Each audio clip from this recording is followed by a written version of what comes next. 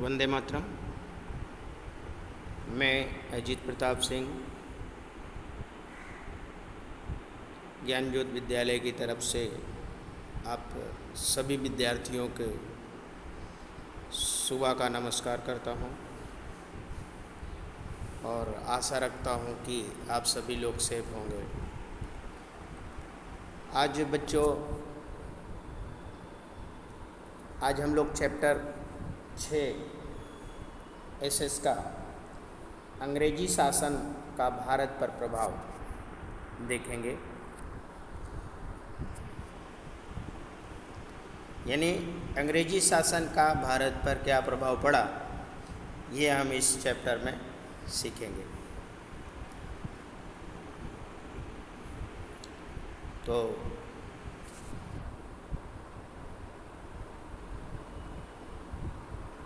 चलिए शुरुआत करते हैं।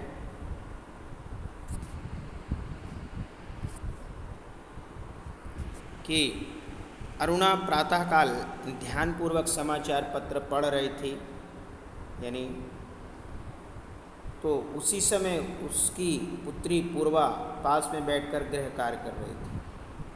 ये अरुणा ऊंची आवाज़ में पढ़ते हुए बोली। अरुणा ऊंची आवाज़ में बोलती है, लीबिया में क्रांति, लीबिया में क्रांति। यह सुनकर पूर्वा ने प्रश्न किया, मम्मी लोग क्रांति क्यों कहते हैं?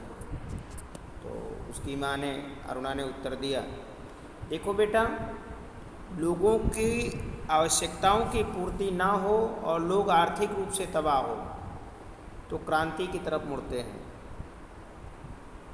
यानी उसने अपनी लड़की को जवाब दिया कि बेटी, जब किसी लोग की आवश्यकता नहीं पूर्ण हो पाती है तब वे लोग आर्थिक रूप से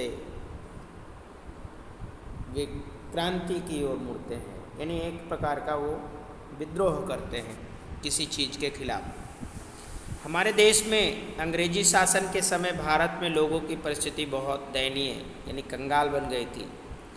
तब ऐसा हुआ था। उसने अपनी बेटी को बताया, बेटा, हमारे ज़माने में भी अंग्रेजी शासन ने हमारे देश में ऐसी दयनीय स्थिति ला दी थी, तब हमारे देश के लोगों ने उनके खिलाफ आंदोलन चलाया। तो कहती कि चलो तुझसे मैं उस समय के भारतीय जीवन की बात करती हूँ। उसने कहा चलो आज हम उस समय के भारतीय जीवन की बात करते हैं।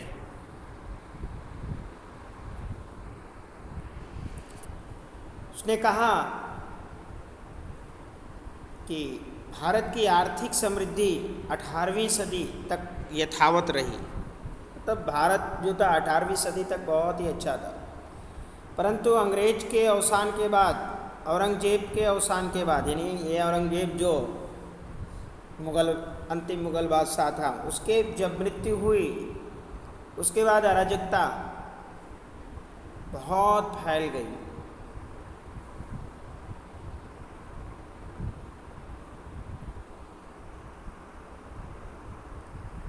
अराजकता का मतलब है कि कोई किसी प्रकार का कोई शासन नहीं, जिसकी जो मर्जी है वो करे। तो उसने कहा कि विश्व के इतिहासकारों ने भी स्वीकार किया है, यानी उसने बताया कि जो विश्व के इतिहासकार हैं उन्होंने भी माना कि 18वीं शताब्दी तक भारत की जो उत्पादन पद्धति है, उसके जो उद्योग हैं, व्यापार वाणिज्य है, वो बहुत ही अच्छे थे, बहुत ही बेमिसाल संगठन के थे। और उसने कहा, यानी जो इतिहासकारों ने बताया कि यही भारत देश कुछ 100 वर्ष के अंग्रेजी कंपनी शासन में बिल्कुल कंगाल और पायमाल देश बना दिया।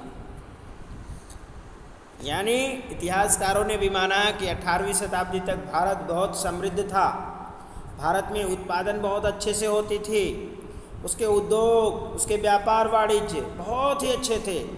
लेकिन ये अंग्रेज़ों के आने के बाद भारत एकदम कंगाल हो गया, बिना पाए के एक चारपाई जैसा बन गया कि बिना पाए के वो चल सकता नहीं है।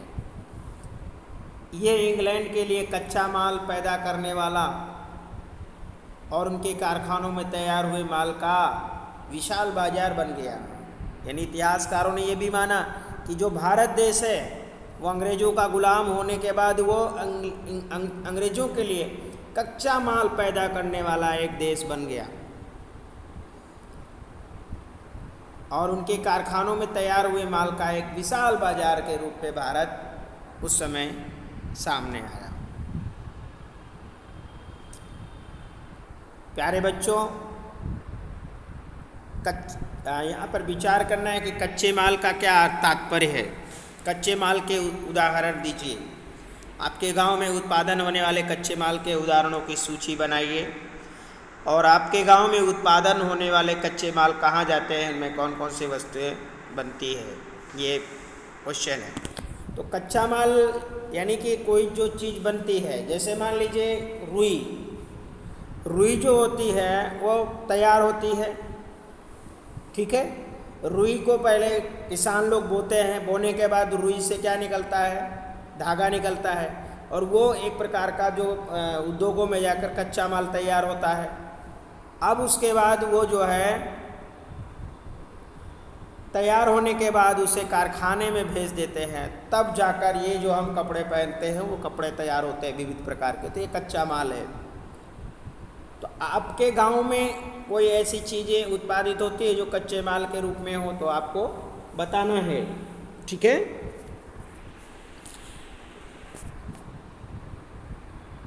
अब अगला है कि अंग्रेजी शासन के समय हमारे देश के जो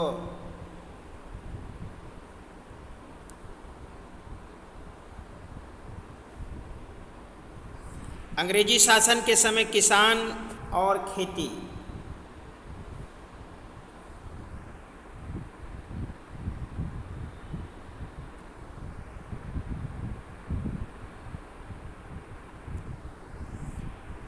तो अंग्रेज शासन के समय किसान और खेती कैसी थी हमारे देश की।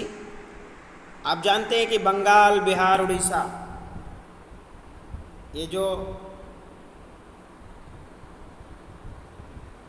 बंगाल और बिहार, उड़ीसा थे, इनकी दीवानी सत्ता प्राप्त करने के बाद, यानी इन तीनों पर, बंगाल, बिहार, उड़ीसा पर अंग्रेज़ों ने जब अपनी कब्जा जमा लिया, यानी अपना सत्ता प्राप्त कर लिया, तो अंग्रेज़ों को अपनी आय बढ़ाने के लिए विशाल क्षेत्र मिल गया। मतलब उसको एक बहुत बड़ा ऐसा क्षेत्र मिल गया जिससे वे अपने व्यापार कर सके। किसान वर्ग खेती बाड़ी से वे अधिक से अधिक महसूल यानी टैक्स, जो कर होता है, वसूल करते थे। किसानों से, खेती बाड़ी करने वाले लोगों से बहुत अधिक मात्रा में वो टैक्स वसूल करते थे, उनसे कर लेते थे, चुंगी लेते थे जिसे कह सकते हो।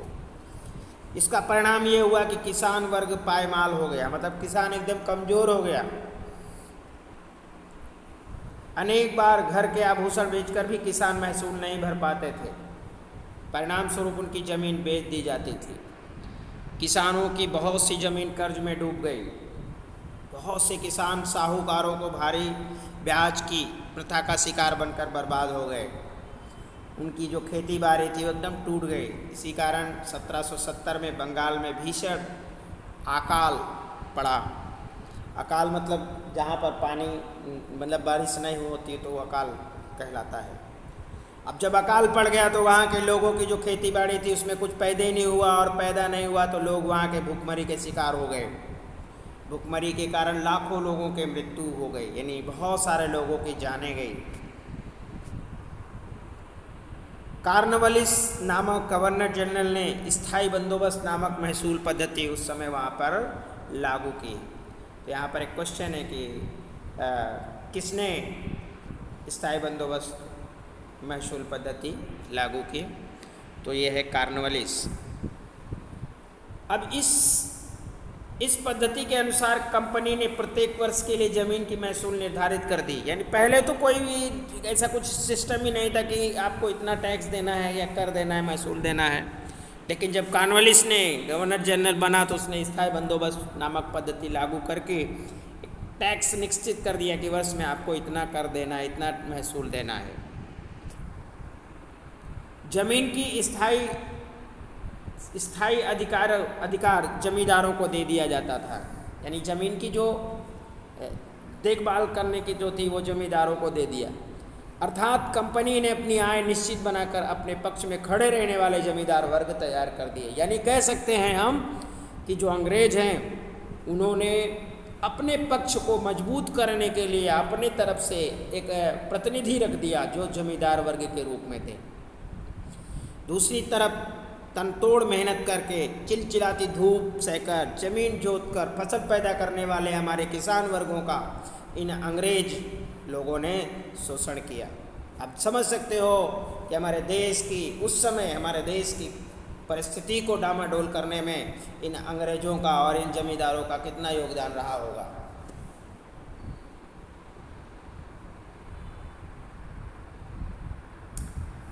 बच्चों, विचार कीजिए कि ज़मीन महसूल का क्या तात्पर्य है। हम सब कौन कौन से कर भरते हैं, उनकी सूची बनाना है आपको। आज वर्तमान समय में अकाल पड़ने पर लोगों को कम कठिनाई का सामना करना पड़ता है, तो फिर अंग्रेज काल में पारावार कठिनाई क्यों झेलनी पड़ती थी? ये दो चीज़ें हैं जिस पर आपको विचार करना है। तो यहाँ पर मैं आपको थोड़ा सा बता देता हूँ कि ज़मीन महसूल मतलब जो किसान लोग खेती करते हैं उसमें से जो टैक्स लेते हैं, उनसे जो पैसे वसूल करते हैं उसे ज़मीन महसूल कहते हैं। आज हम बहुत सारे टैक्स भरते हैं, जैसे कि घर का बेरा बिल, लाइट, है ना, ज़मीन का, रोड पर जो हम चलते हैं उसका टैक्स, हमारे पास इनकम ज़्यादा हो जाए उसका टैक्स, मतलब बहुत सारे ऐसे क्षेत्र हैं जिसमें हम टैक्स भरते हैं। तो आप सोचिए और लिखिए कि हम कौन कौन से टैक्स भरते हैं। वर्तमान समय में अकाल पड़ने पर लोगों को कम कठिनाई का सामना करना पड़ता था, तो फिर अंग्रेज काल में पारावार कठिनाइयाँ क्यों झेलनी, मतलब बहुत अधिक कठिनाइयाँ क्यों झेलनी पड़ती? तो इसका रीज़न था बच्चों कि उस समय हमारे देश में कुछ ऐसी सुविधाएं नहीं थी जो खेती के लिए उपयुक्त हो। जैसे आज हमारे देश में नल है, ट्यूबवेल है, बोरवेल है, तालाब है, कुआं है, बावड़ी है, इससे बहुत सारे लोग अपने विभिन्न प्रकार के सिंचाइयों के साधन का उपयोग करते हैं। लेकिन उस समय में ऐसा कुछ ज़्यादा था नहीं, इसलिए अंग्रेज़ों के इसलिए उस समय हमें ऐसी कठिनाइयों का सामना करना पड़ा। देखिए उस समय जो बर्बाद हुए किसान हैं कैसे बैठे हैं और अपनी दशा को दिखा रहे हैं, और ये कार्नवालिस का चित्र है जिसने महसूल पद्धति लागू की। सामाजिक जीवन को ग्रहण, यानी अंग्रेजों के द्वारा हमारे देश के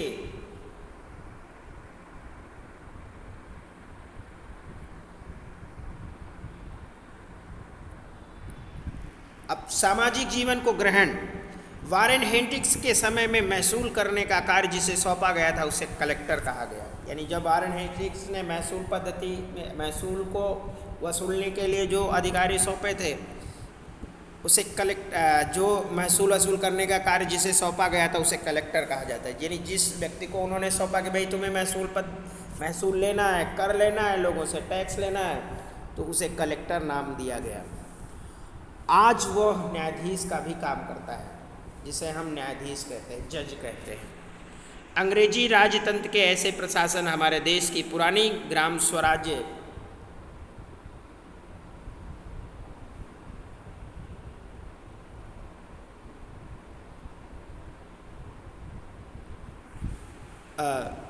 प्रत्येक काल में गांव छोटे गणतंत्र थे। प्राचीन काल में प्रत्येक गांव एक छोटे गणतंत्र जैसा था। जैसे आज हमारा पूरा भारत एक गणतंत्र है, वैसे एक गांव गणतंत्र के जैसा था।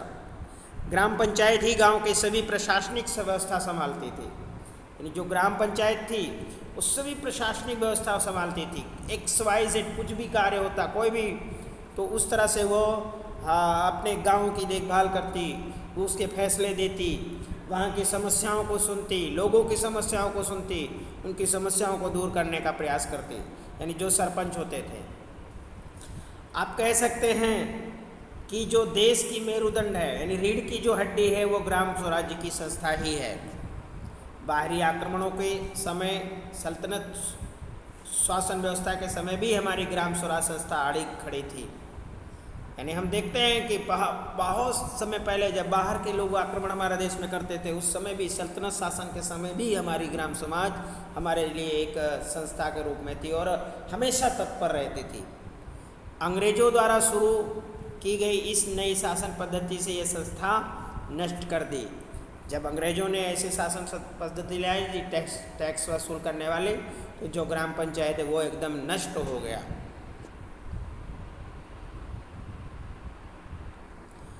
अंग्रेज़ों ने अंग्रेजी जो कंपनी सरकार है उसने सामाजिक सुधार की जो नीति अपनाई थी उसने लोगों में भय पैदा कर दिया। यानी उनके द्वारा जो सामाजिक सुधार के हुए लोगों के अंदर एक भय पैदा कर दिए। लोगों को लगा कि कंपनी जबरन हमारे ऊपर ईसाई धर्म स्वीकार करवा कर भारत की धर्म और संस्कृति का नाश करना चाहती है। रेलवे और सेना में भारत की सामाजिक व्यवस्था की बारंबार अवगणना की जाती थी, ऐसी मान्यता लोगों में पैदा की गई। आगरा में ऐसा फरमान जारी किया गया कि प्रत्येक भारतीय अंग्रेज को सलाम करेगा। यदि ऐसा नहीं किया जाएगा तो उसे दंड या सजा का पात्र माना जाएगा। परिणाम स्वरूप अंग्रेजों के प्रति भारतीयों के दिल में रोष, गुस्सा, नफरत की भावना उत्पन्न हुई। मतलब देखा गया कि अंग्रेजों ने एक ऐसी, अब लोगों के अंदर भय पैदा हो गया कि जो ईसाई लोग हैं, ये जो अंग्रेज हैं, ये हम पर अपना धर्म थोप रहे हैं, हमें जबरन हिंदू से ईसाई बना रहे हैं, हमारी धर्म और संस्कृति का नाश कर रहे हैं। रेलवे और सेना में भारतीय सामाजिक व्यवस्था को आप देख ही सकते हैं, ऐसी मान्यता लोगों में पैदा हो गई। आगरा में ऐसा फरमान दिया गया कि भारत को सलाम करना ही पड़ेगा अंग्रेजों को, और इसके लिए अगर जो कोई सलाम नहीं करेगा तो उसे दंड दिया जाएगा। अब इस वजह से भारत के लोगों में अंग्रेजों के प्रति रोष, गुस्सा उत्पन्न हुआ।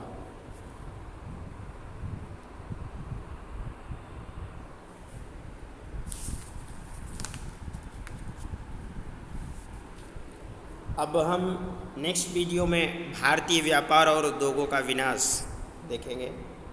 जय हिंद, वंदे मातरम।